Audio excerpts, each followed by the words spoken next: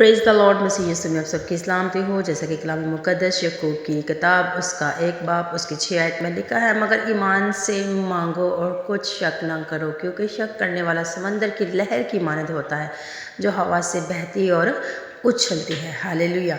तो जब भी खुदा की हजूरी में बैठो, एक तो सबसे पहले अपने आप को रेडी करो। रेडी करके अपने रूह को तैयार करो, जिस्म को तैयार करो। हालेलुया। और जब आप ईमान से खुदा से मांगेंगे तो वो तुझे देगा। हालेलुया। वो कलाम मुक़द्दस में लिखा है ना, मांग तो तुम्हें दिया जाएगा। जब आप मांगोगे तो वो तुम्हें देगा। और तुम्हारे दिल में अगर राई के दाने के जितना भी ईमान होगा तो वो तुझे देगा।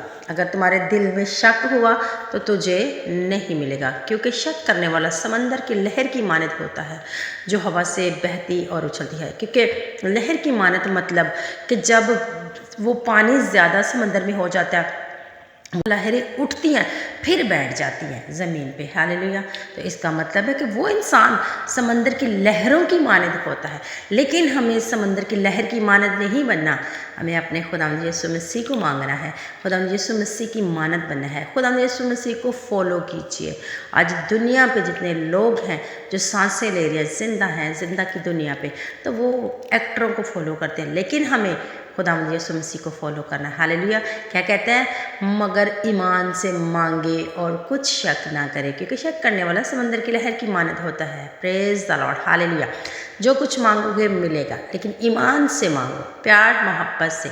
खुदा की हजूरी में बैठिए, खुदा को अपनाइए, खुदा को अपनाने की कोशिश कीजिए, अपनी ज़िंदगी खुदा को दे दीजिए, फिर वो हमारी ज़िंदगी में अद्भुत काम करता है। Hallelujah. Praise the Lord. God bless you. खुदावंद आप सबको बरकत दे। आमीन।